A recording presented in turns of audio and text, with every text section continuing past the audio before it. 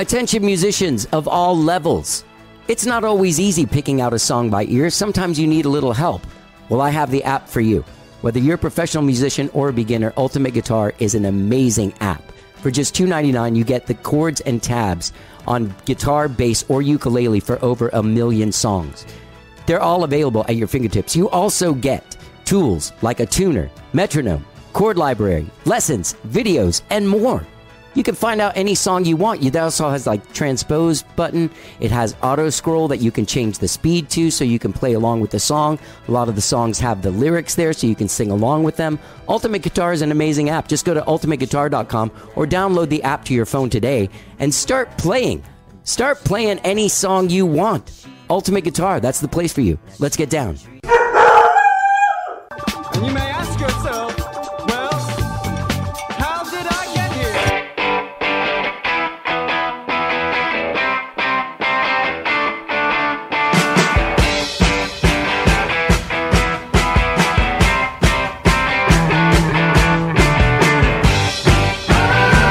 It's time for How Did I Get Here?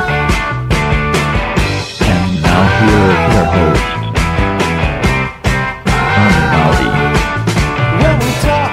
All right, hello, I'm Johnny, I'm your host. Welcome to the show. I hope you guys have had a good week, whatever it is you did this week.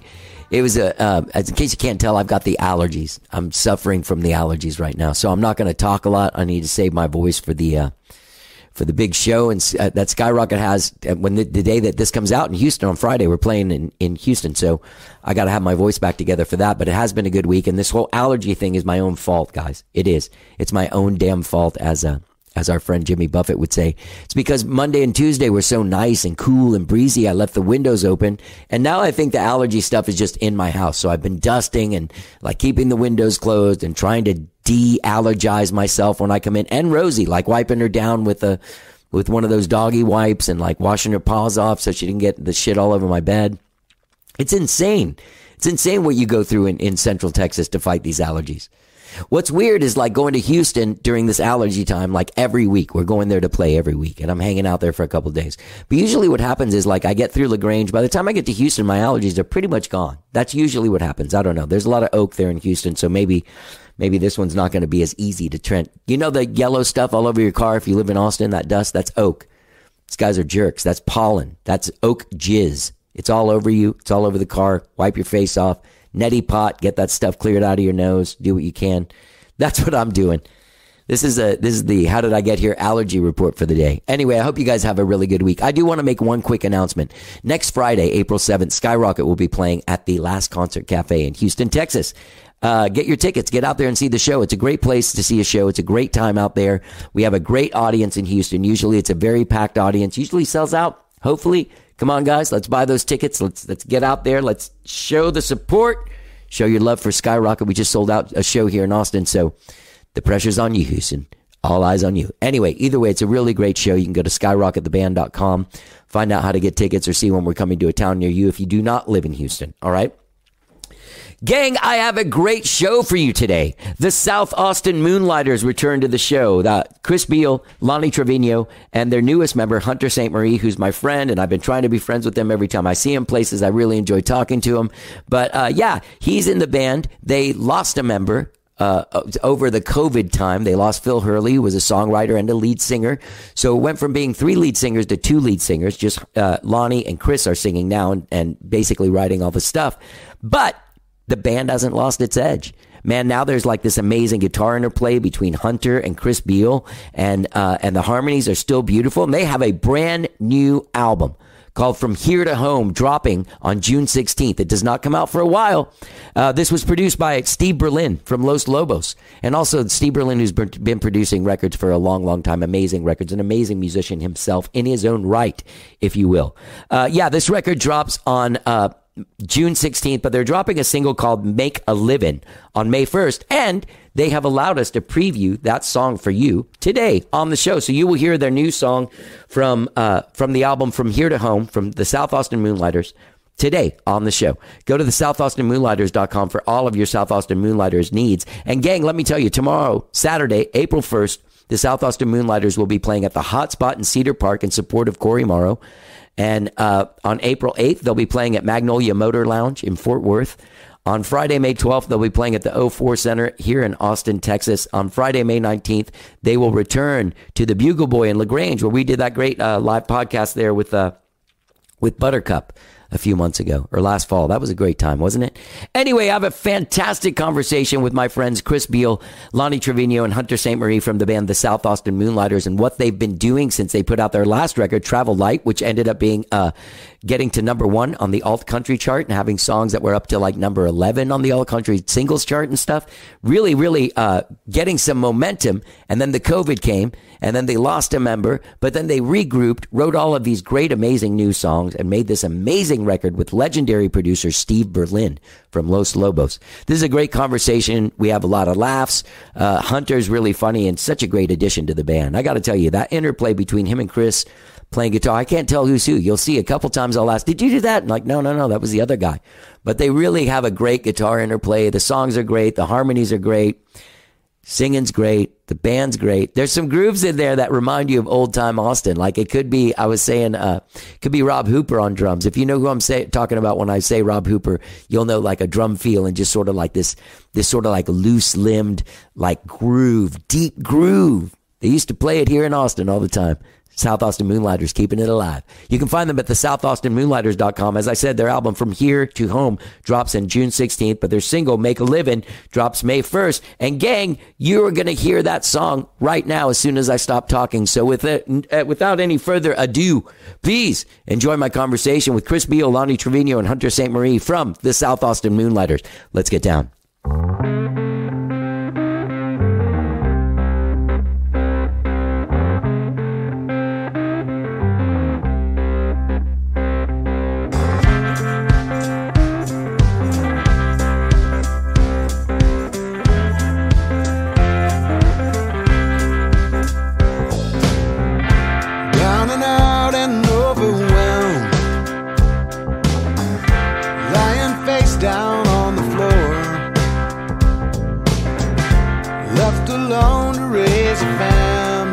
Congratulations. Thank you. This album is fantastic, man.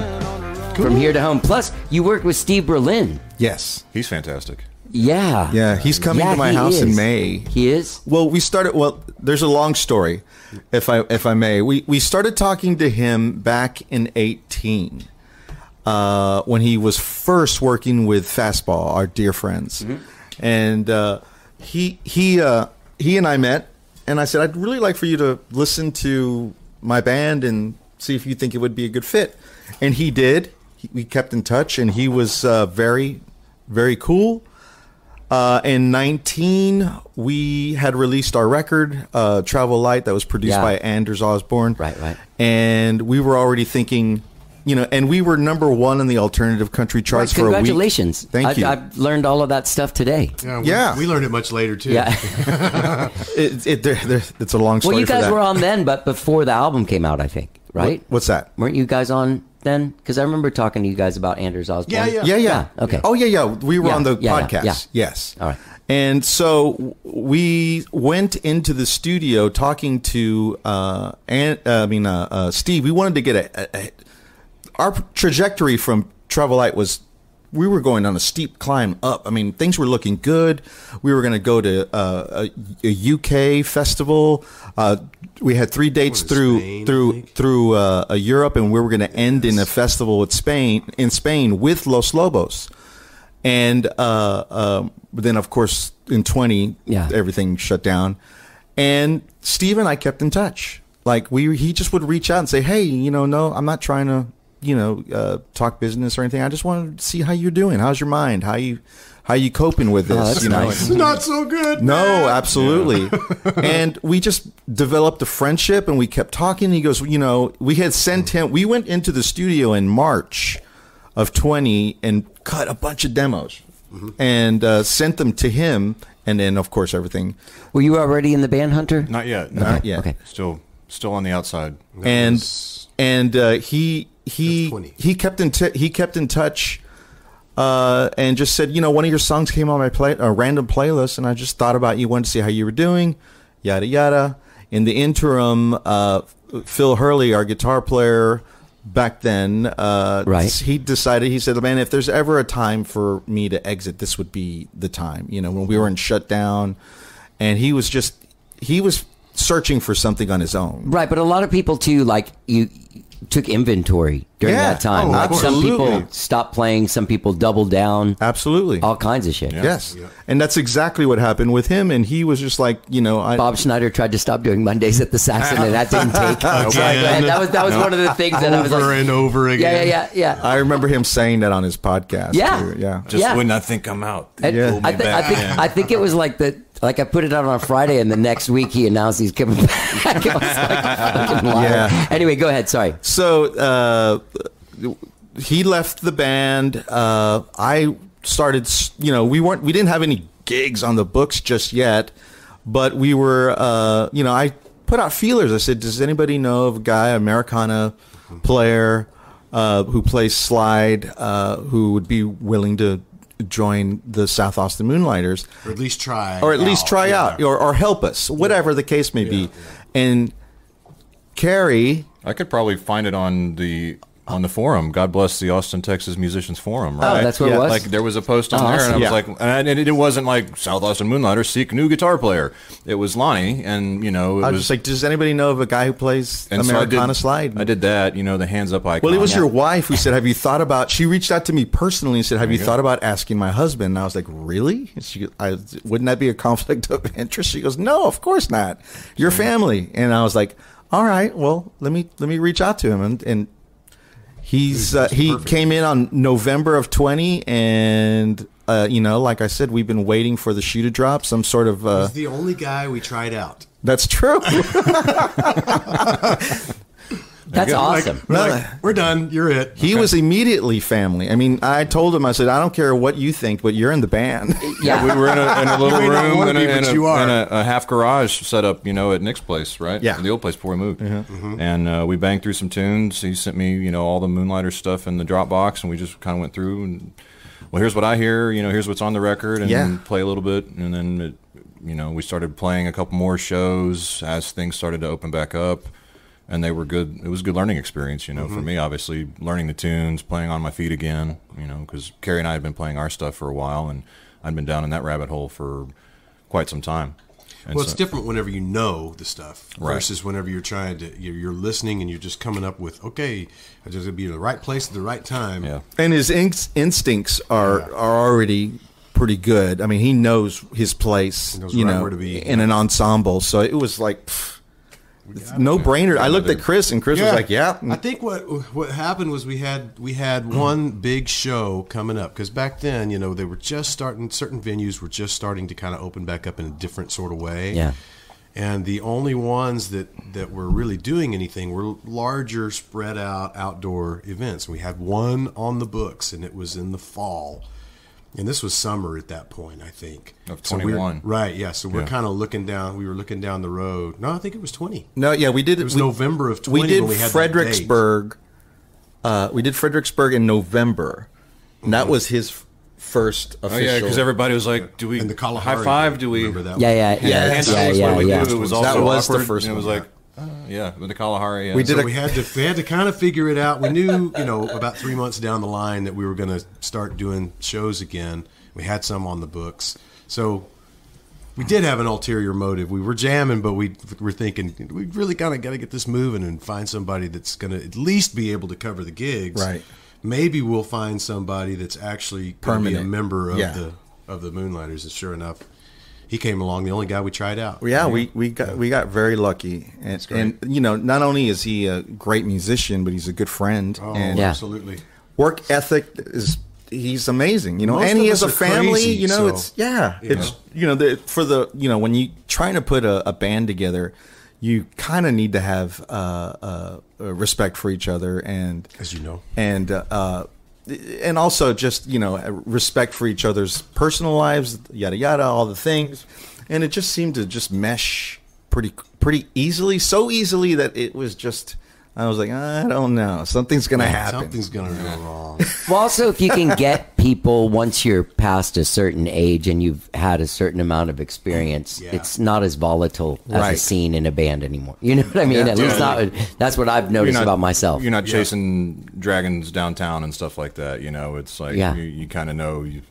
One of the meetings was like, well, you know, and no offense to them as songwriters, but it's like we're not trying to reinvent the wheel here. We're not a punk band, you know, in a minivan trying to, you know, gurm it out or whatever. But these are great songs. These are, you know, well articulated ideas. Yeah. And that was even before we got in the headspace of the new record. That was just me kind of, you know, evaluating the material that was there, diving in, you know, head first with what I have to offer and what was already there on the record, you know, so I could maybe expand on it and still show off and not be regurgitating stuff from another, you know, another act or something that was right. Yeah, it's unique and original, but at the same time, kind of fits the form of what we're up to. Yeah, and also touching on what Phil had done prior, but also putting his own stamp on it, which was like, great.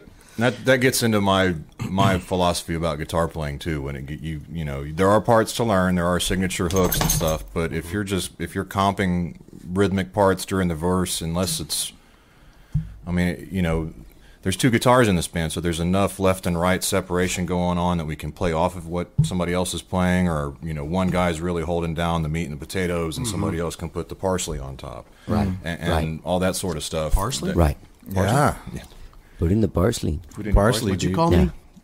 I was going to say, I forgot to write down the dates of shows, but I saw you guys have shows coming up. We have a Saxon show later this month, right? I'll look it up. But it depends on when you release this, but it'll come out next week if that's cool with you guys. Oh, cool! Yeah. So May 12th.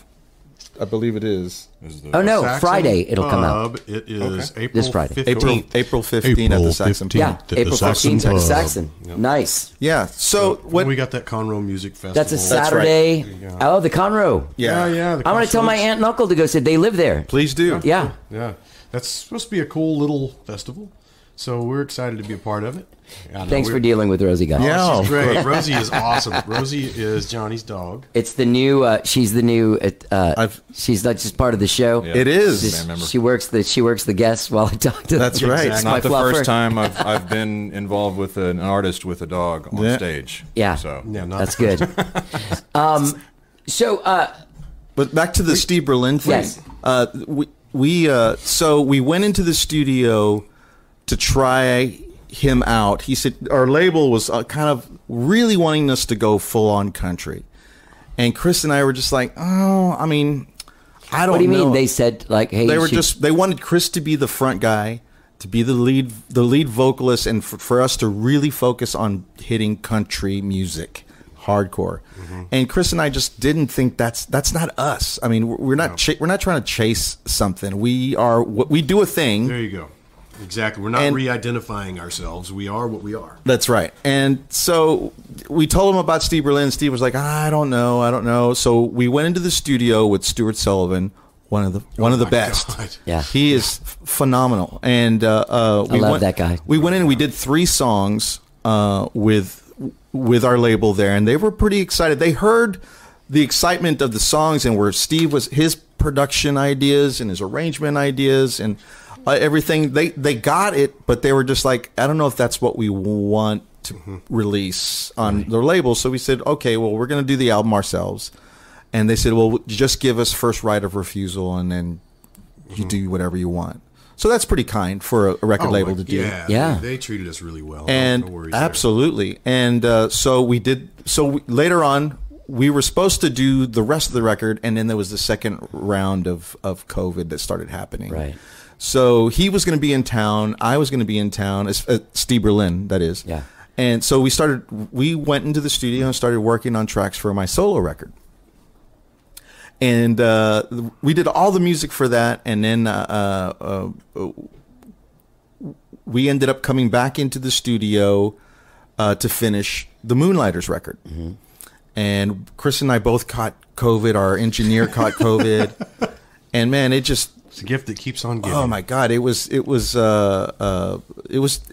tough because we had to sing. You know, it was like, oh my God. Yeah, I think we found out right after that last day. Yeah, but we managed pretty well. It was a fun experience there at Warm Studio. We were one of the first artists at Warm Studios, that place out there that Warm Audio built. Oh yeah, It's And Leander? phenomenal. Yeah, Yeah. I think it's Leander. It was a year ago this month. Recently, A year ago last week, South by week. God, what a great experience.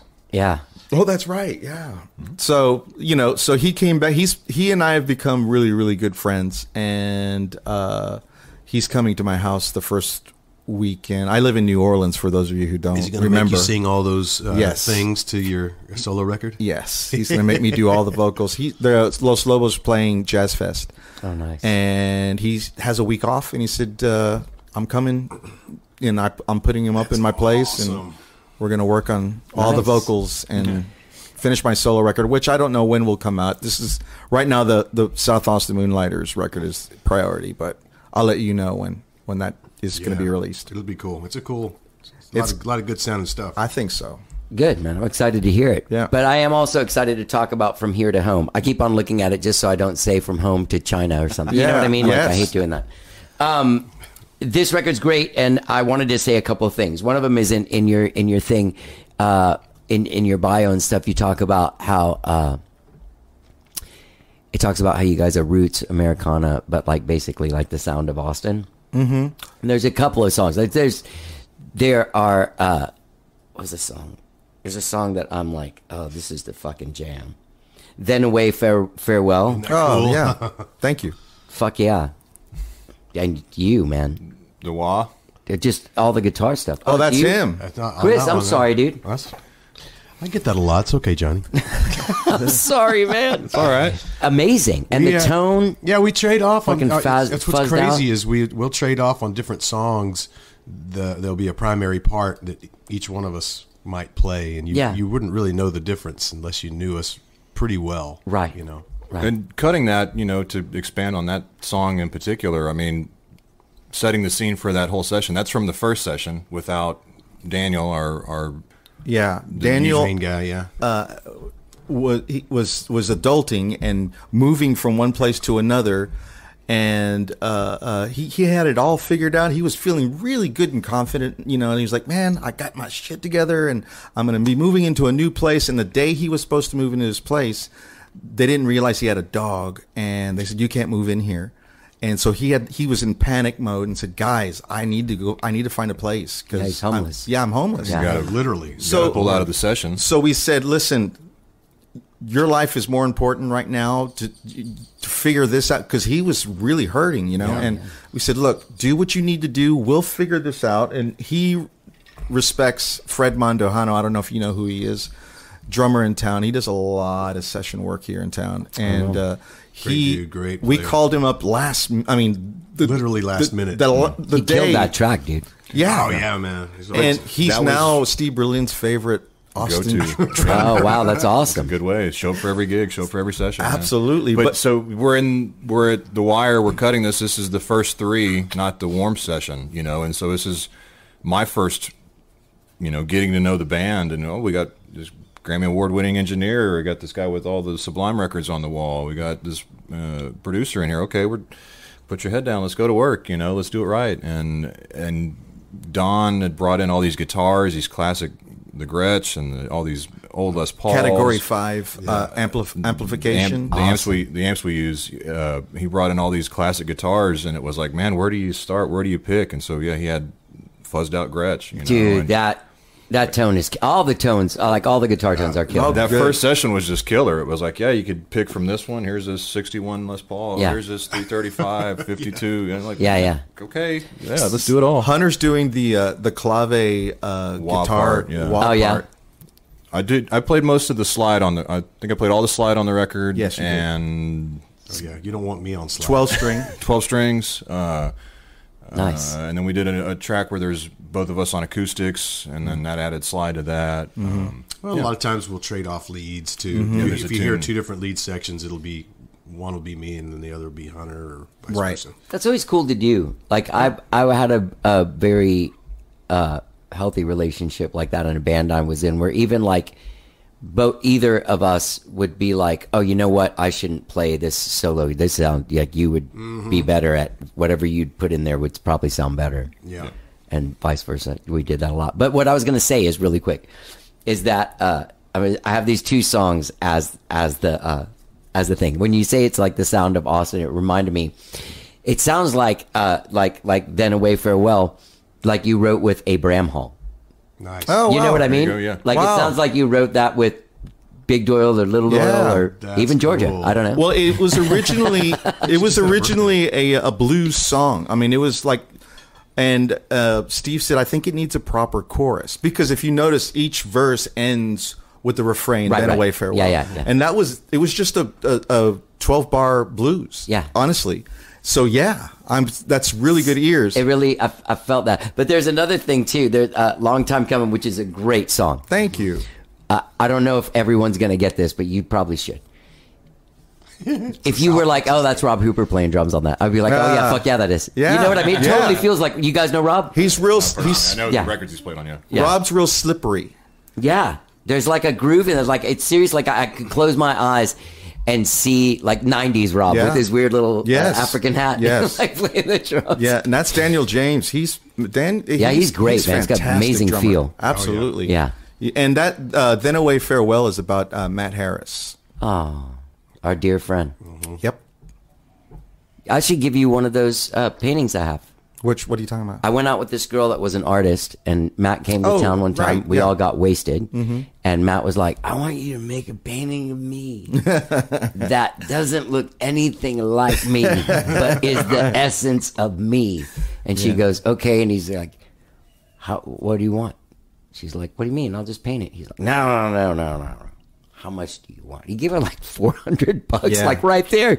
But then he never got the painting. Oh man. But anyway, I had them. I had one done for Frenchie and one for Zeke and one for Oh, myself. good. Yeah. Yeah, I need to call Zeke. I've been Me too. I just having. realized that. We take him out to dinner every time or not every time, but anytime I can. And I have time this week, so I should give him a call. Matt. You totally should have a print of that. Yeah. Matt was a good friend of anyone he was friends with. Did you guys know him? I did not. I only met him once. You know what I mean? Yeah. But then he's probably like your best friend. You know what I mean? Like he's one of those guys you walk away from. You're like, dude, this guy. Yeah. We bonded pretty heavily, Yeah. he and I, and we kept in touch. I still have the last voicemail he sent me. Oh. And it was game day for the Saints. Oh yeah. And he's like, "Who dat, brother?" You know, That was great. an alienating time for me on the Ian Moore tour that I was on with them, because then Sundays would come around and these guys would be all like, and I felt like their little sister or something. because they're all watching football. Yeah, looking for a place that had Grunting vintage clothes so I could get some cool shoes. You know what I mean? Yeah. Totally On that the guy. road. Yeah. But anyway, it has like a really Austin sound. And the vocal, like, there obviously when Phil left, then there had to, because your harmonies are such a huge part of like the sound of what you do, that like Daniel, he sings. Yeah. Oh, yeah. He took over. Like he kind of said, a bird. he just kind of said, I can sing that. And they were like, okay. And it Yeah, once he started doing it, it was like, damn, all right, man, you got it. it really helped me, because before I was doing a lot of the high stuff. And so now Daniel's doing a lot of the high stuff, and it's saved. Oh, that's great.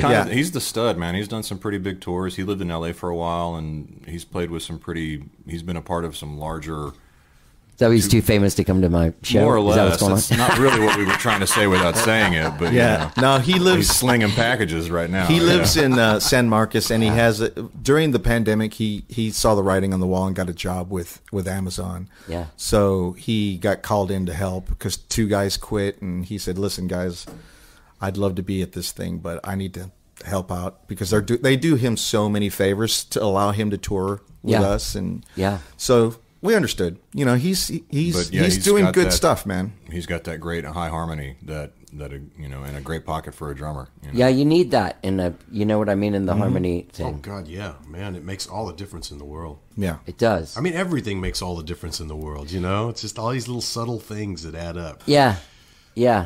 Is the dynamic changed at all because Phil wrote and sang as well, right? Yeah. Yeah. Obviously. So is that like more pressure? You guys, oh cool, now I have more songs on the record, or whatever. You know what I mean? Like, no, I don't think we thought of it that way. But it was the first time we went out and did a show without him. We had to like sing more and think more about, okay, well, what's the next song? Because before we would do every 3, you know? Right. And so we had time to think about a song or feel what the room was like, or feel like, okay, he just did a slow song, so I should do a fast song or whatever. Right. Mm-hmm. And that was kind of tricky at first for Chris and I to like remember that, oh, it's my turn. Yeah. Right. And also with me coming in and not doing that, it allowed me kind of the vision to see, and you know, something that Daniel and I were able to kind of work on too was, it doesn't always have to ping pong. You know, Chris do 2, Lonnie do 2 or 3 back to back. You know, and that kind of helps arc the show a little bit more before somebody gets tired of that voice, and then boom, you've got another voice coming in. Yeah, we that's what we had experimented with, was trying to build the sets around songs rather than the performer. Right. Them, Right. Yeah, because then that gets it like, oh, and then you, and then me, and then you, and then you, and then you, and as opposed to like making an actual set list. Right. Yeah. So we toy with that. You know, about half the set is designed around, you know, the arc of song, and then the other half is trading off, where we trade off vocals and stuff. But yeah, I think the main thing that we learned whenever Phil left, so the adjustment period, was, like Lonnie said, you know, now there's only 2 of us, so that are singing, so you kind of have to think of things a little bit differently, and even making a record, you do that as well. But what we noticed as we started kind of getting our legs was we were a little more focused, and I mean, we you know, everything's easy to see in hindsight. I mean, Sure. You can totally see how that would be the case. Yeah. We were a 3-headed dragon before, and at any given point, we kind of go anywhere. Right. And then, you know, now we're just 2, and we've been around each other for a long time. So even our writing is kind of converging. You can hear that. Yeah, you can hear that in you this can stuff. hear that the band is really It's a band. Yeah, Yeah. we're kind of all on the same page most of the time. Right. And even when we're not, we're having a great time with it. So Yeah. Yeah, it's hard, you know, that work distribution thing. Like I did the 3-singer band, that's this band Liars and Saints, with like Casey Crowley and and Jeremy Nail, and this awesome drummer Joe Hummel, and this guy Pally. You know Pally? Mm-hmm. Plays an amazing bass player. Anyway, I was really like, I want to do music like in a new way where I don't have to do everything. Mm-hmm. right. And then the way that our dynamic set up was like, I became like the arranger and producer of everybody's thing, and like, you know, trying to take everyone's individual songs and find the commonality in it, and then find this thread in it. Mm-hmm. And then I was like, wait, I just like tripled my workload. Yeah, exactly. Just by saying that you didn't want to do that, you actually did more of it. Yeah. I know exactly It's a what you good mean. mind trick. And to I got play. tired. Yeah. Yeah. Sure. You're right. It is. It's counterintuitive to some degree. You do think that, you know, if you have 3 different singers, that, oh, my workload is a lot less. But no, it's actually a lot harder to make that stuff really come together as one cohesive unit. Right. And it's hard to change the dynamic of a band, almost like, you know, your family. Like, you know how like when you go to your family, so you might be a dad and like the owner of your own home, but when you go there, your big brother is still like, get the fuck out of my way. You know what I mean? Right. Yeah. Like the dynamic just hits. So I love both of them, and as people and as songwriters, but I was like, I don't think this is going to change anytime soon. Yeah. I think I just want to do the work for me. Yeah, Like- I get it, man. Not in a bad way. That, and back to the long time coming, and your reference to Rob Hooper, Daniel James, Steve wanted that song to feel like the end of a night on stage, drunken band. Yeah, bar night, yeah. You know, like he wanted it to sound like a bar band Not too playing. perfect. Yeah. Yeah. And I mean, he didn't have to give him too much critique, but Daniel just nailed it. I mean, I don't even think we did too many takes of that, as far as the bed of the songs. No, it feels so good. And when I did my vocal, he Steve got mad. He was like, "Man, dude, what do you?" He goes, "You're singing it too straight." And I was like, "I don't know what I'm. Okay, what do you want me?" He goes, "I don't." He goes, "You need to. He said you're singing like a bass player or something like that. I don't remember what he said. But he was basically saying, "I need for you to like elongate some words and everything." I go, "Well, I mean, it's hard because I'm just singing now. I'm not playing bass and singing at the same time." Right. And he goes, "Well, what do we need to do?" And I said, "I tell you what, let's do this song tomorrow, and I'll down 2 beers before we cut the vocal." And sure enough, the next day we got around to it again. I downed 2 beers, sang it once, and he goes, "That's what I'm talking about." Yeah, baby. He wanted me to be real loose and real, like almost like just tipsy, you know. And that's what you get on the record. That's me, little drunk. That's hammered. That's live. awesome. Long time. Oh, it's in the lines too. Yeah. Yeah. No, what? What?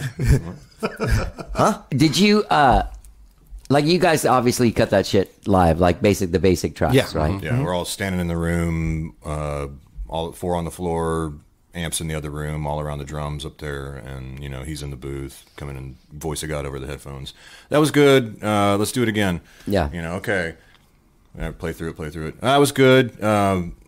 We liked the other one, but let's see if we can do it again. It was kind of those, And then, Or he would stop us and say, "Hey, what's going on?" Right after the second chorus. Yeah.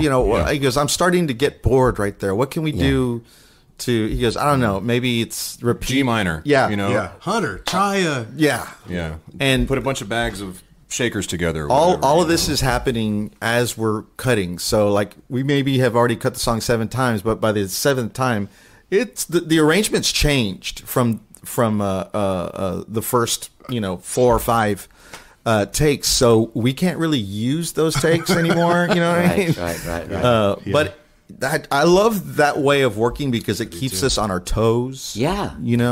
That's I mean, that's a part of recording, at least modern recording. Yeah, for sure. That has been lost. Spontaneity. Is the spontaneity and capturing the magic and like, whoa, I'm glad I was recording that. You know what I mean? Yeah, Right. absolutely. As opposed to like, oh, let's take, the one. I mean, not that I don't think anything is bad to do, but one thing that I miss in modern recording and modern music is the feeling of the magic. You know what I mean? Yeah, the spark in the room, the electricity that's not running through the cables and the power and everything. Yeah. Yeah, the magic between the people making the music together. That's what these 4 guys sound like in the room. Yeah.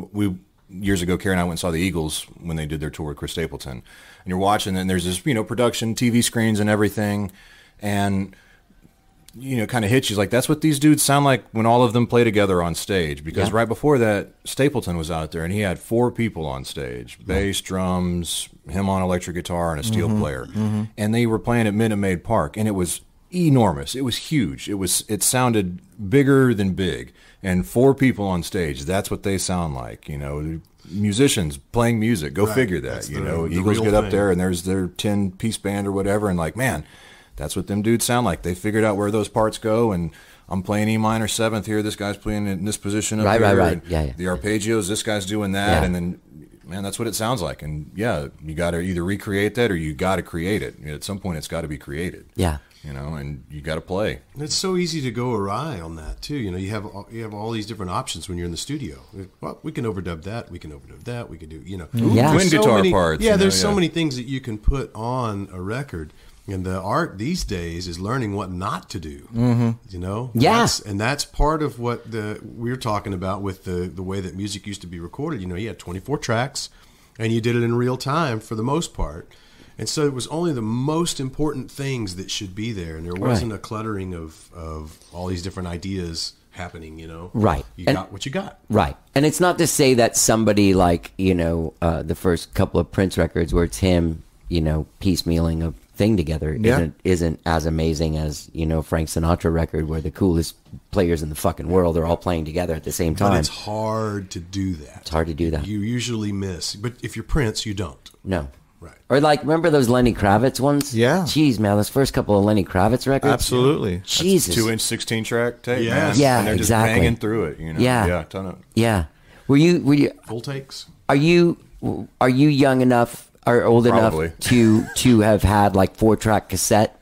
So I was. I'm 40. I'm turning 41 next month. Okay, so I had didn't- digital better stuff by then. I had digital stuff by then, but what got me into it was the dudes that I was in a band with in like freshman, sophomore year of college. I had our mixing board, and he had loaned me his Tascam Portastudio 4-track. Yeah. And that's where I learned about engineering and stuff, and got down the wormhole with and got into that and everything. And so 20 years on, and then Yeah, I had a Portaflex. now that Portaflex. I think mine was a Fostex or it's something a- like that. I started on a Remember Fox the 16 or something like It that. was a 4-track. Yeah. Whatever. No, it but I was. think it was called like an X16 or I something think like so. that. I had that. had Those are one the ones for a with little the while, for like a cassettes, year. right? Yeah, you yeah, put the yeah. cassette in. Yeah. Yeah. Oh yeah, good old days. Engineering 101. Yeah, Oh, for God. real. Dude. I mean, like, how much did you like? I went to school, Yeah. for engineering for a year. I didn't finish the program because I was like, wait, so now I'm just gonna go. I don't want to go intern somewhere and be like have to keep my mouth shut. I just want to go be in a band and I'll fucking record myself. I don't care. Yeah. And like all the principles are exactly the same. Yeah. And you learn, compression. You learn how a microphone responds to something if it's too close or at a weird angle or. Yeah. What it in phase and out of phase, all this kind of shit that just like It's almost, Johnny, too. You have to learn even more, I think, because Yeah. you're so limited with what you have. You really got to work hard at making it sound the way it's supposed to sound, right? You know? Right. And we getting it used to out of do your that. head onto the tape. Yeah. But how exciting was working with those limitations? Oh yeah. Yeah. You know what I mean? You had to Like, have some kind of idea of what the arrangement was, or how you were going to mix or whatever. You had to have all that in your mind ahead of time, because you had to like bounce 3 tracks to. That's right. to one. to one, Yeah. Yeah. If you wanted all those tracks, you Yeah. had to think about it beforehand. Yeah. And you go put the tape in, you go play your mix for your friend. It's like, and you can't put the Dolby noise Yeah. reduction because it takes off all the high end. And it's like, No. yeah. Oh. I love that era. It's funny. Do you guys ever see those Sunset Sound? I still haven't watched it. I meant Where to. where is that? I've heard about it. I It's haven't on their. seen It's it. on YouTube on their channel. Oh, they started no. a channel Then I should- like during the pandemic. I have no excuse. Yeah, there's like a guy that manages it now that was like very forward thinking in like, let's bring in everyone that recorded here. No, I haven't. And talk to him about it. But there's a great one with Steve Lukather. Oh, I have seen that. Yes. Yeah, I Yeah. still haven't. I heard about it, but I And haven't. but stopped they to talk look. about, oh shoot, sorry, Hunter, can you hand me that phone? I'm sorry. People This is are the gonna part where I think- take a call. Is I was going to this? say That sounds happens like an in intermission. every episode. I think you do it on purpose. No, I don't. You have somebody call. Look, it's Bob Schneider. You're like, terribly right now. yeah. Get them out of here. It's Bob Schneider.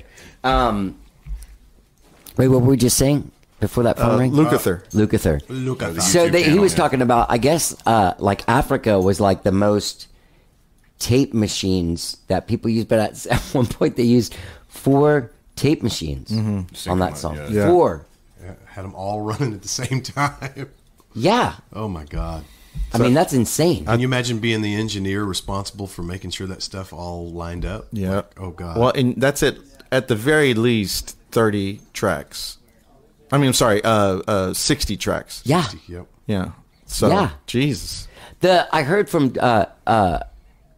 Jack Joseph Puig that Jellyfish, like that second Jellyfish record. Yeah. Oh, yeah. There was a separate 24-track machine that was just vocals. Oh my goodness. I can imagine.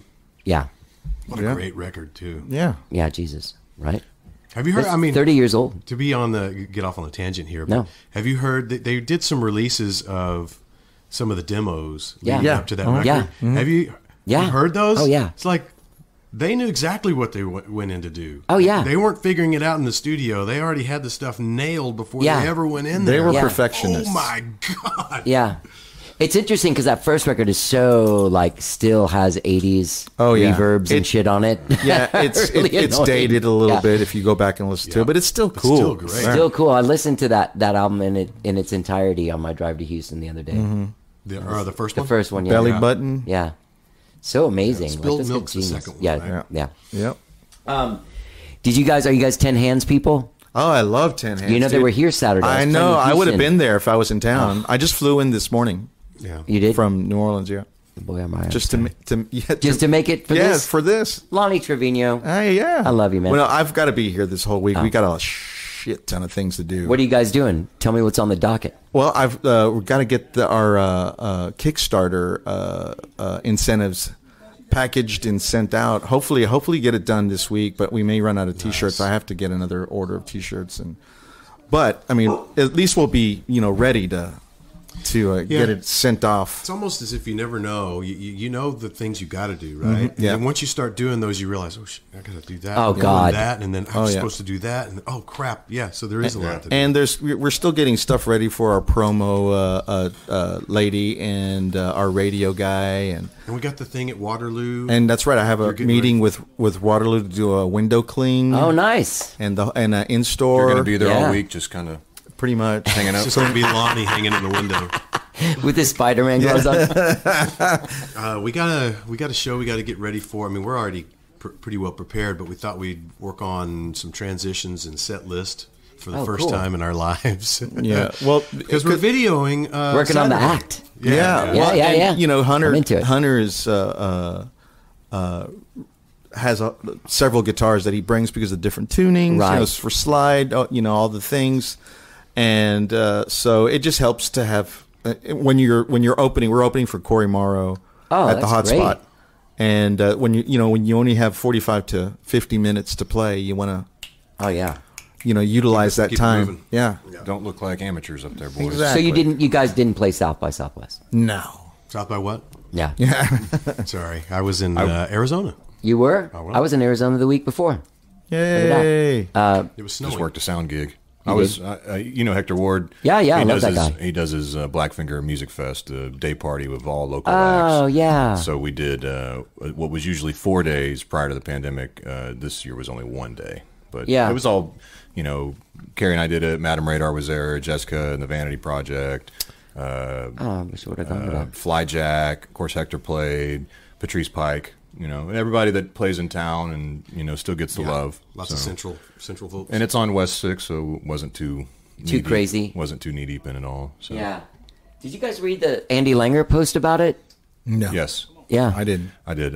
Yeah, it was a good take on it. It was a really, I mean, it is. I mean, Yeah. You're not selling enough badges. You're not getting in. People have lost the exclusivity of it all. Yeah, I could see it being maybe a retooling, getting back to the roots thing. I know they've tried to do that for several years, but the music industry isn't the same as it was 20 years ago. And there, I'm going to say something that I said to. Do you guys know Wofford Dinius? Oh, he's a great dude. He's been my music attorney since the end of Mr. Rocket Baby, since for almost 30 years, 29 years I've worked with him. And we were talking, and we were talking about that very thing about the attendance and just kind of the general ambivalence. And I just finally was like, music doesn't drive the culture anymore, man. Nope. It just doesn't. And it's weird for people like us that have dedicated our lives to this. It's not the thing. People aren't dressing like rock stars anymore. You know what I mean? It's not influencing hairstyles. Remember when grunge came out, and then all of a sudden, like 6 months after, the Nirvana record, Flannel at Dillard's. Flannel at Dillard's. Yeah. Flannel at Dillard's. I mean, you can still get Dillard's flannel on thing, but but for people like me who were growing Yeah. up in that aspect of it all and not entrenched in it, it was that was something that you didn't think about. But now that you're involved in it and you're trying to make a living as a musician, it's man, these people were dressing with ripped up jeans and flannel t-shirts and combat boots. Yeah. And now my kiddo's buying Doc Martens at, at the stores. It's okay, it's not the same thing as it once was. There's not the. You're right. It is. It's not dictating the cultural shifts like it used to. No. But it's a different. It can again. Of course. It's still doing it, but in a different way. I mean, TikTok is. Yeah, you're right. Yeah. There's still music, and people are mouthing to it or whatever. And. But it's that's silly. But the influencers are different. It's just that the influencers are different. Yeah. I mean, the music will always matter, obviously. Yeah. Yeah. But, right. It's like you said. It's just not the main thing right now. Yeah, maybe it's a retooling of not against. You can't compete with the streaming network of Netflix. You know, oh, everybody's talking about Stranger Things. Everybody's talking about the new season of Ozarks. You know, and music doesn't have that same draw.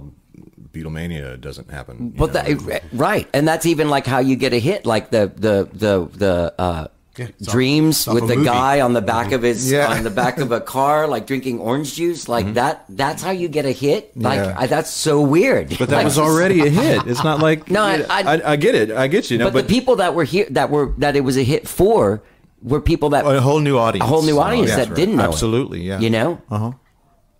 Indeed. So weird. Do you have a child? I have a 6-year-old girl. Yeah. You have a 6-year-old girl. She was singing Dreams at School of Rock.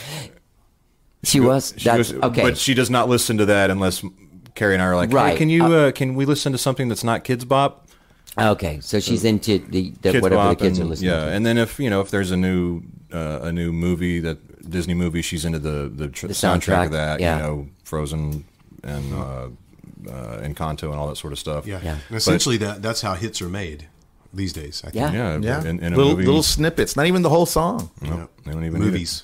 But yeah, it is. It's interesting to listen to because she'll listen, and she's like us learning music, right? She'll listen to it over and over and over again in the car, 7 minutes to and from school. She'll listen to the same song because she's learning it, just like we would try. Like, oh, this goes to the E, and there's the major, and then how the 6. Awesome! It's really interesting to hear her brain work it out like that because she does all the notes and all the inflections and everything, and she's got really good pitch. You know, that's awesome. But yeah, not anything close to what we would listen to as far as like I have friends that their kids, they listen to stuff and then they're okay, we're going to put on, the Beatles now. And like my friend Troy, their little girl, they schooled her right. And so for every 2 or 3 songs of their stuff they listened to, they would listen to the Beatles or they would listen to, that's good. So she knows Yellow Submarine and she kind of digs that. Hazel on the other hand, she knows them because in the books that she reads, there's a rock and roll history book about, it's all in iambic pentameter about. Oh yeah. I bought my little nephew that. Yeah, exactly. For Christmas. So that one it's great, and so she knows who Janis Joplin is. She knows who Jimi Hendrix is, and of course she's infatuated with death. And so when did they die? When did they die? When did so and so? That's funny. Well, this is so and so, and they're still alive. Dude, just last night, my aunts are huge Beatles fans, and I was like, "Do you guys listen to that expanded Revolver thing?" They're like, "No." I was like, "So you never heard like the working version of Yellow Submarine? Did you hear that?" Yeah. No one cared. No one cared. That's the lyrics are like, "In the town where I was born, no one cared. No one cared." And that's like the refrain's fucking awesome. And he keeps just awesome. It's like and Lennon's just singing it in a loop. It's like a Spinal Tap. And it totally is like Spinal Tap. Yeah. And you can tell that McCartney's wanting to like expound, but Lennon's like, no one cared. That's my jam, dude. No one cared. This guy's having a sad life. You know he was high. Yeah. I was definitely high. Definitely high. So you guys also have some other. You're doing April 15th. That's a Saturday night, Saxon Pub. Yep. Anybody else on the bill that night? There are, but I don't remember. You don't know who they are. I didn't look. No, we didn't strategically plan it out. They did. Hopefully. That's not a hey, build your own bill place. We could if we wanted to. Yeah. But I mean, they do such a good job of pairing bands together. There's never, when you go to certain venues, you're like, hey, man, this isn't working. Yeah. Our audience is not. Our audience and their audience are not. We're not going to cross pollinate, whatsoever. Right. But they do a great job. Americana bands are there's a lot of them in this town. Let's put it that way. So it's not hard to mix and match. Yeah. Good music and on a bill. Yeah. Especially at the Saxon Pub. Especially at this world famous Saxon Pub. Yeah, I love that place. Me too. So we've got that one, and we're probably not supposed to announce that we've got some pretty big shows coming up this summer. There were some though on your website that I saw that were May. You were playing somewhere cool. Oh yeah, we've got some festivals in the works too right now. 04? Yeah, nice. And we're just working on a CD release. The actual release date for From Here to Home is June 16th, and the first single is going to be Make a Livin', and that is going to be June No, I'm sorry. May 1st. May 1st. Okay. May I thought 1st it was is April, but they moved it to May. Yeah. Yeah. Okay, cool. Awesome. We're off on that wild ride again. Yeah. Oh boy, here we go. You gonna make it to Europe this time, or to UK or something? No, yeah, we're talking to trying. 'em. You know, and we've already in negotiations as far as distribution. So That's great. Yeah. Yeah, hopefully it all works out. I mean, it really does help to have the record out and get that momentum going, you know, where everybody's listening at the same time. And Steve Berlin's name on it, you know, is turning It helps. heads. Yeah, it helps tremendously. That's not, you know, that's not too shabby. Yeah. Either. Yeah, I like the story. I'll tell it. He literally left our session. The Sunday he left our session, flew to L.A., went to the Grammys, and they won the Grammy for Los Lobos. God, how cool is that? Yeah. Okay, that's a guy that we were just Yeah. in the studio with. Yeah. Yesterday. Yes, Or on the the day Grammy. Yeah, that's him. What did we- they win for Best Americana or Best? Yeah, the cover record. Yeah, Yeah, I believe so. Yeah, I the think Los Lobos. I think it was either best album or best producer or Best something. Americana album. Yeah, is that what it was? Yeah.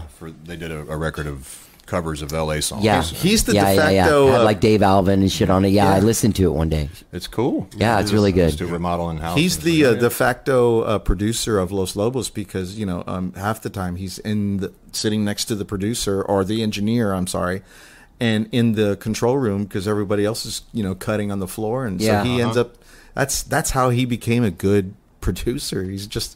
He figured it out. He was like, well, my sax part isn't necessarily going to fit this song, so I'm going to have to sit here and pay attention and, you know, and help and, Yeah. you know, and also be a conduit between the band and whoever was producing, whether it Right. be, you know, Mitchell Froome or, you know, whoever was producing at the time. What was that record? The one that Lenoir did? That was Was it Kiko? No, that was Mitchell Froome and That was Mitchell Chad Froome? Blake. T. Chad Blake. Man, that was a good one. That guy's the fucking greatest engineer. I've never met him in the yeah. world, but I like. So you listen to a record and you go look and you're like, yeah. I knew it. That's him. Yeah. Yeah, he is so He's good, very man. He works at Peter Gabriel's Oh, studio the Real now. World. Yeah. Yeah. For a long time, he was at the Sound Factory or Sunset Sound. Sunset Sound. Sunset Sound. He had a room in there. And Yeah. he was just working all. Oh yeah, they talk on those interviews. They'll talk about that sometimes. Yeah, when I was going to school in L.A., when I went to the Los Angeles Recording School for 3 years, and we were supposed to find a mentor. And this is a true story. I wanted it to be Chad Blake, so I called up Sunset Sound. They're like, "No, he's in London," you know. And I was like, "Oh shoot." Well, Cheap Trick was doing a 2-night stand at the Hollywood Bowl doing Sgt. Pepper, and they had a bunch of guest artists and all these things, and Jeff Emmerich was running front of house.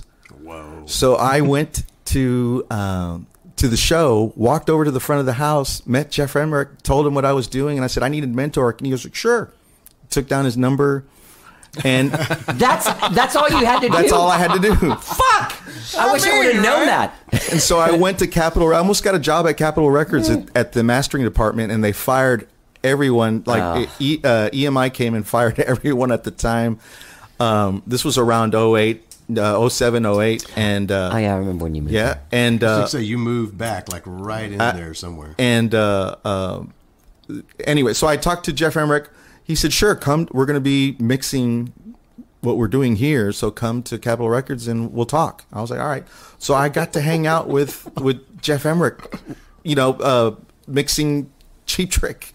God, that is cool. You're the last person to cold call a studio ever. By the time that happened for me, I was like, "No, we don't do that anymore, sir. Yeah. Please forget their number exists." You know. Wait, did you go to recording school too? No, I totally You just want- hand-fisted my way through the music business. No, when I moved here and after going to college in San Marcos, I started. Well, I got all this gear, had my small Pro Tools rig and some mic pre's and some mics, and was living in a spot like this, so I couldn't cut anything, and so I started calling. You know, I called Cedar Creek, I called Tequila Mockingbird, I called, you know, all these random places. I was like, "Hey, so I hear that I'm supposed to come in and apply to make coffee or do something and learn how to be a recording," and they're like, "Ha, no, sir, we don't do that anymore.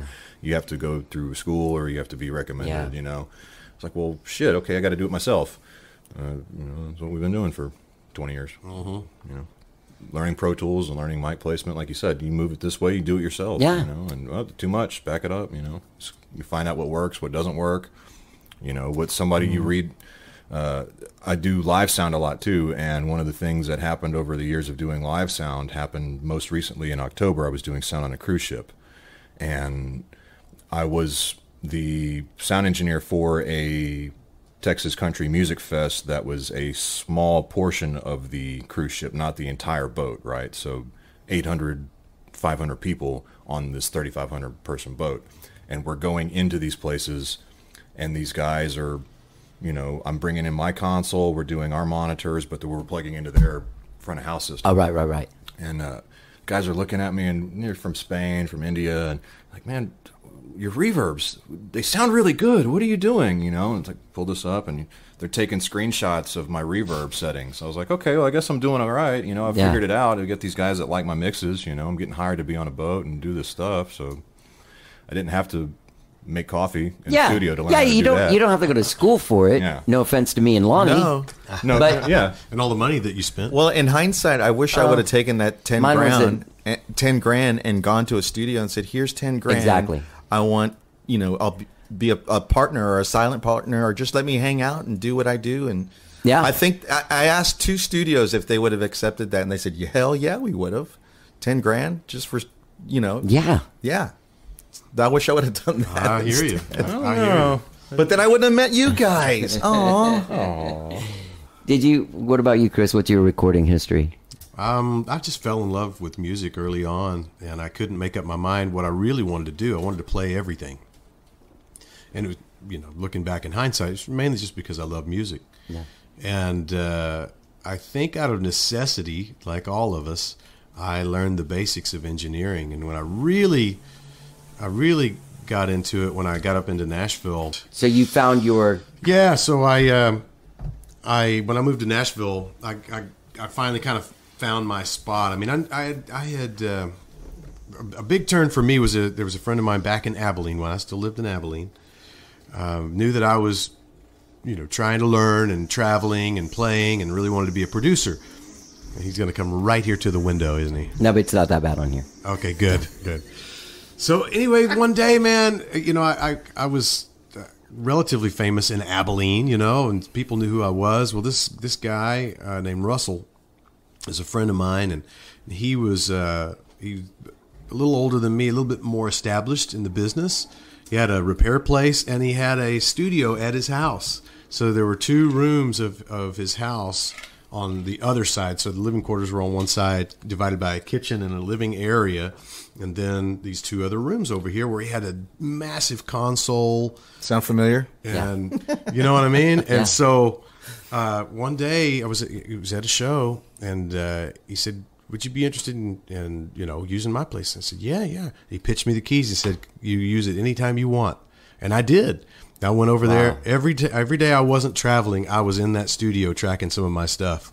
And that's where I I knew a lot about what was going on, but that's where I really, really got to spend the time necessary. Yeah. So there was no budget. Yeah. There was no time limit. Yeah. All of those things were perfect for me looking back on it and realizing that that's really what helped me. Because right after that, I went to Nashville, and I had a leg up on everybody, really, because I was a player and I knew engineering. Yeah. So as a producer, that was a pretty unique skill set, and I got to use it a lot on the projects that I worked on. So anyway, that's kind of where I got involved, and it was much like Hunter, out of necessity. Yeah. Just something that I wanted to do, and I wanted to be the best, and Yeah. wanted to make stuff that I loved, and so I learned how to do it. Yeah. Yeah. And then I studied along with that too. I mean, there's a certain point at which, you do learn, intricate details of engineering, as you go, because you kind of reach a plateau and you kind of get stuck, and you got to be able to get on that. Yeah. Beyond that. Yeah. Yeah. I was lucky when I was 15, my mom and I moved here, and her best friends were Mark Hallman and his then wife, this lady Kathleen. Mm-hmm. And so he would just take me with him. Like the Congress House wasn't like a full-on recording studio. I had an 8-track reel-to-reel there. The cutting room was like a rehearsal room, and then dudes just lived there that were in bands. It was super badass. Yeah. But I would just go there with them when I first moved here and just sit all day and watch them. And then you go home to your 4-track and apply everything you watch this dude do. Then I lived at the Congress House years later. Once I was like, there's always a dude that lived there. Yeah. And I was the guy for like 91 to 93. You ruined it for me getting those gigs, I guess. I did. Huh? I didn't have. I would. I mean, basically, I guess I did intern. I would tape up. I would set up mics. I would do stuff on sessions when I wasn't at work at Whole Foods or out doing something else. Awesome. Yeah, Yeah. it was pretty awesome. But we all are like kind of like a little bit learned from school. I mean, did you learn a lot in school, or did you? Oh yeah, you did. I went specifically because I wanted to produce. Your Pro Tools chops, though. Yeah, you came back. I'm a really good editor. Okay. And I can do some splicing and creating loops and things. And I interned at at a studio, and there was nothing to do. And the guy goes, "What do you want to do?" And I said, he had like 6 drum kits, and I said, "Why don't we set up all the drum kits and sample them?" And he was like, "That's a brilliant idea." So, I mean, You're making sample packages. yeah, and so we were doing, way back then, and I got the idea because I had bought the Bunny Carlos samples. Sample pack. It came in like a DVD. Yeah. And I was like, why don't we do that? And man, these were great. They sounded fantastic, and real modern sounding drums, and then real vintage sounding drums. Right. Learning the difference and how to apply that, and dynamics. Yeah. I was like, you need to hit that like really, really soft as you can, but still making, and then getting louder. And he was like, "Man, have you done this before?" And I go, "No, I just know what I need." Right. Because I was able to take all these things and use them at home. Yeah. You know what I'm always in love with when you found out like how the Bonham drums were mic'd. Oh yeah. And you're like, oh, you don't need a lot of drum mics. You need a hell of a player. You need a lot of drummer. Yeah, you need a hell of a player. Yeah. And that's what makes that whole stuff, the whole thing. Again, that's that whole thing about that's what them 4 dudes sounded like when they played together. And Yeah. that's what, somebody taking the time to make, well, this is kind of cool. Even with the Weed Whackers going on, maybe we should roll tape on this, Yeah. That's where the sounds come If from. I was making a record right now, we were doing that, I would probably be like, well, I don't know what we're going to do about that. Yeah. I mean, we could wait for the guy to stop weed whacking, Or but let's just find the keep on key. doing stuff. Find the key, and that's Find the relative resonant into the tune. frequency. Yeah. But just do a drone behind it. Yeah, exactly. But that goes back to Daniel James. Daniel James knows how to tune his drums, man, and he makes a drum, and for that matter, Fred Mondahano as well. Same deal, yeah. When we were doing those 3 tracks at Stuart Sullivan's place, he had an old Gretsch drum kit that we had to because it was so last minute. We were telling him we have a drum kit here. He had another session, so he was going to be coming in hot, to record. And we put the drums together somewhat, and I hit them, and man, they sounded awful. I was like, I don't know how we're going to do this. And Fred came. He just did something. He put like a little plastic thing over it, and boom, and suddenly it sounded great. I was like, oh my god! If you know what you're doing, it's half the battle. It's like you guys on guitar and you on bass. Yeah, Like, it's half the battle. even if you played that fucking Squire, you'd sound like a guy that is really good at bass. It's Right on, and yeah. your tone would be there. It is. It's all in your hands. It's all in your feel, your dynamics. Oh, there he is. Yeah, that's what I'm saying. They're coming. They're coming It's in from all stereo sides. now. But listen, this record From Here to Home, the South Austin Moonlighters, comes out June 16th. Produced by the great Steve Berlin from Los Lobos. That's right. And the first single is Make a Livin. Yeah, that's right. May 1st is the day that comes out. Is there a song I can play from it on here? I mean, it'll be broken up into pieces so no one can use it without, you know what I mean? Play the single. Play the first single. Okay, Yeah. you got it. Cool. There you go. Guys, Hunter, thanks for coming on. This is the first time on the show. Yes. Yeah. I've had your Volunteer. wife on the show. That's right. I was love downstairs. you. Actually, I was making a bunch of noise when she was on the show. That's right. Were you here? No, I was working at the house, and I was out sawing some shit or something like that, and she had to call me and tell me, "Hey, you're making too that's much right. noise." That's funny. Lonnie, I didn't ask. How's Amanda doing? Good? She's great. Thank Good. you for asking. Tell her I said hi. We're actually, I guess this would be a good time to announce it. Are you going to do it? At the very end of the episode. Well, yeah, no, I had said something on the socials that I had some big news, but was going to wait. We are going to move to Nashville and we're keeping our property in New Orleans, and we're still going to have a place for ourselves there. And You're just moving further and further away. Well, we're moving closer to the industries. That's how I'm looking at it. Yeah. Although I love New Orleans, I mean, it really in my blood. I feel like I'm home there. Yeah. For both our careers, it just was not. They're so far behind. Yeah. In mental thinking, of trying to advance in sales or in business or in all the things, that it just wasn't a good fit for us in that way. Otherwise, we love it, and we're going to have our place there, so we'll be able to go back and forth between Nashville and our hope and our dream is to have a property in Nashville that we're doing like we do in New Orleans. We have a 2-family home. We live upstairs.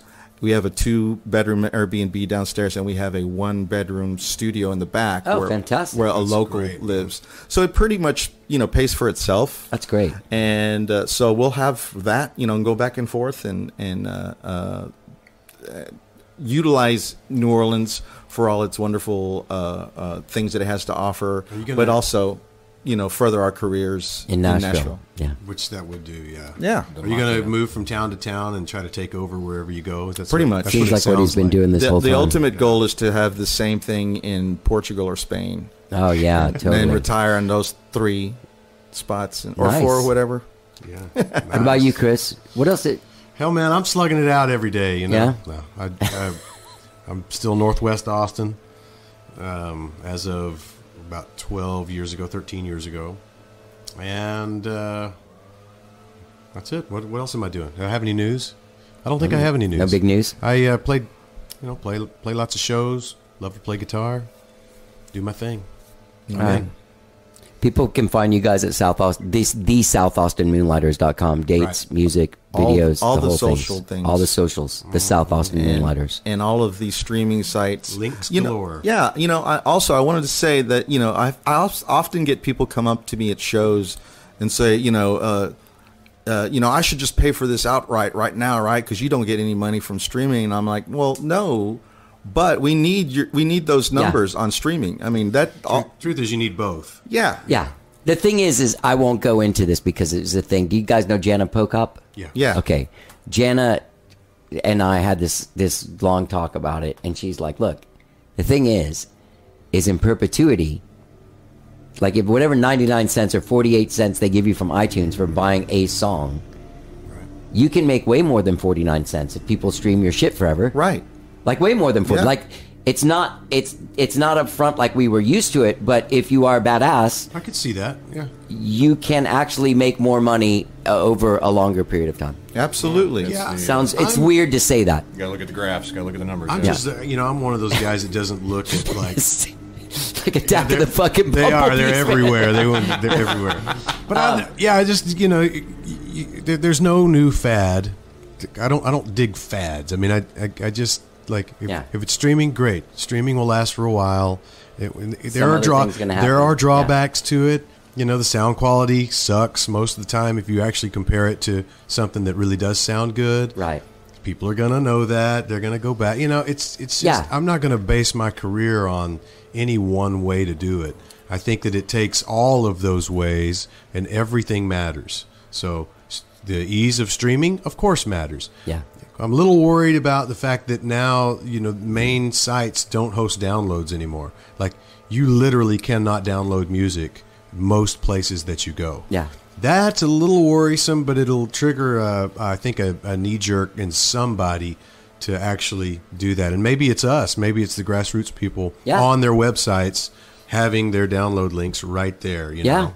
But there's got to be Bandzoogle or somebody's going to come up with a great widget that you could pay for to host your songs and be able to download music. Because people do want to download WAV files. Yeah. They do want to download lossless, if you're not in anywhere where you've got service or whatever. Which you can do on some of the services, but you're still going through that service. Yeah. Still going through the service. And you must submit. On the other side of that, I mean, the numbers. It's still a numbers game in the music industry. In order to get the nice spots in the festivals and for venue buyers to want to host you.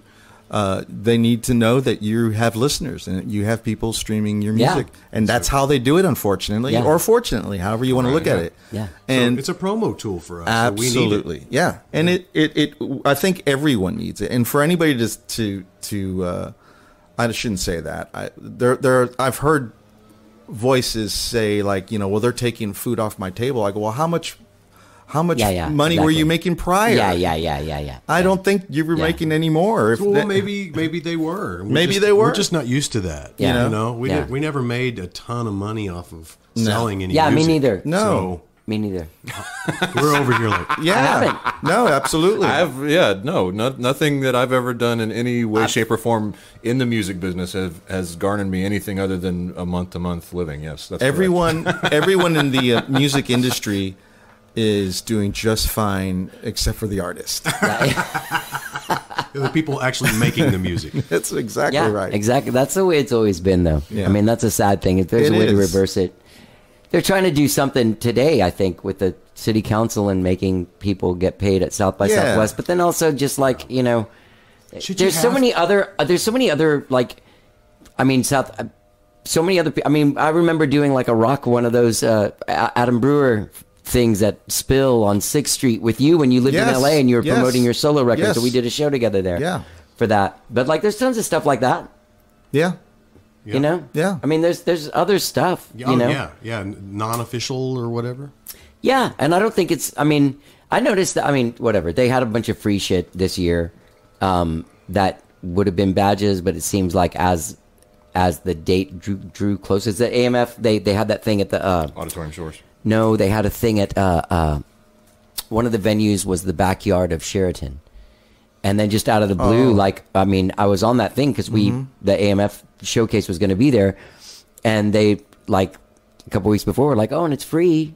If you don't have a badge, you can just come and you're like, it's an official stuff. And you're like, oh, okay, I get it. Flex Things pricing. aren't going very well. Yeah. Get people at least to the shows. Yeah.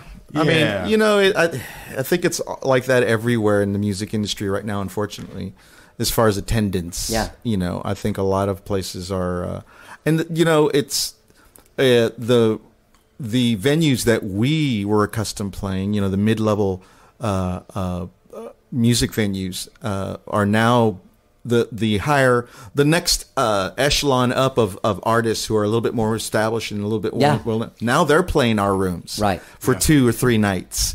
So they're taking up a lot more room in the calendar, so it's harder for us. However, you know, we're not hurting, we're not giving up. And I think with this new record, I think the trajectory should hopefully go back to where it was prior, and I think we feel really comfortable with where things are going. It's firmly planted in the is what it is category. Yeah. Totally. But also, like, you know, there's new energy. There's new in the band. There's new, you know. Well, we love what we're doing. So that's the main thing. Well, I love what you guys are doing. From Here to Home, it drops on June 16th, but Make a Livin' drops May 1st. You are hearing it on the show in pieces. All these songs are great. Once again, the Ghost of Rob. What was the guy that played? Well, he's the Ghost of Rob Hooper guy. I swear to God, like I closed my eyes and I could see him. Yeah, Daniel James. Remember how fluid his limbs were when he's... I'm sure they still are. I'm talking about him like he's dead. Yeah. When I had him on the show before he moved, I put this microphone in there and I made him breakfast while we talked. Oh, I think I remember hearing pretty that. annoying sounding thing. It's just one of those things that you have like, oh, this is going to be hilarious. And then you go listen to it, it's like, bang, bang, you know. Or like this. The Weed Eaters, they finally left. Yay. Right when the show's done. Right when it's done. Stuff. Well, thank you guys so much. And congratulations. It's a fucking great album. Thank you very much. And it's good to see you guys thriving and doing well. It's good to see you guys. Yeah, and I say this to you every time, and I mean it. Yeah. Thank you for what you do for the community here, man. Thank you, man. It's awesome. I enjoy it. I love doing it. Killer gig. Good to see you. Tell your wife I said hi. I will. That sounded creepy. No, not at all. Tell your wife I said hi. Yeah. Oh, man. We'll get to that after the record button. What? All right. Everybody have a good time. Down on the floor,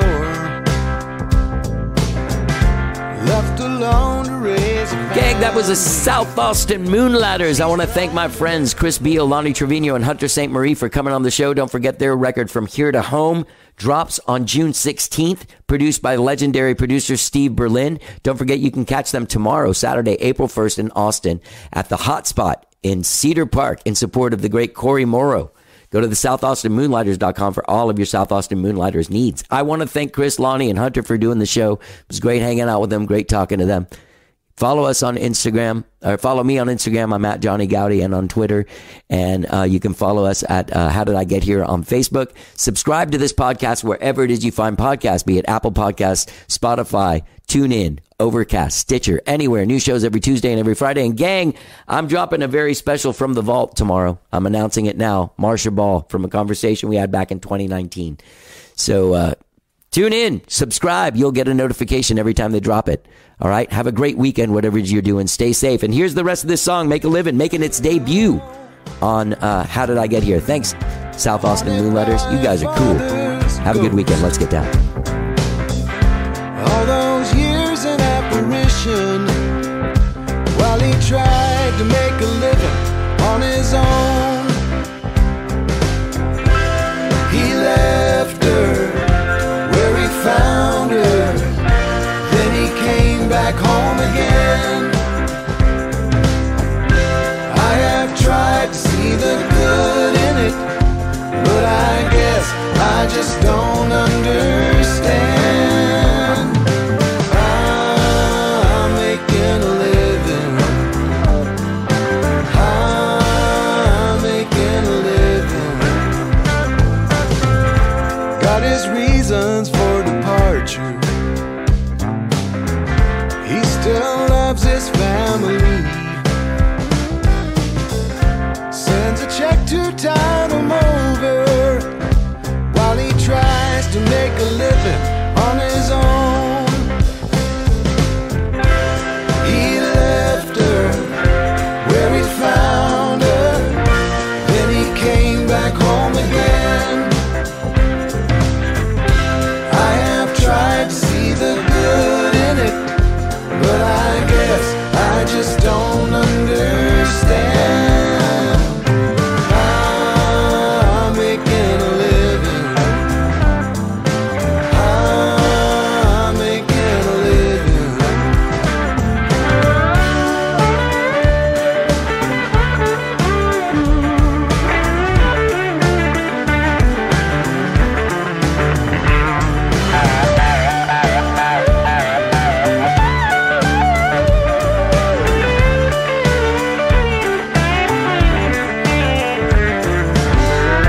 Picture safe within a suitcase. Kiss her cheek before you go.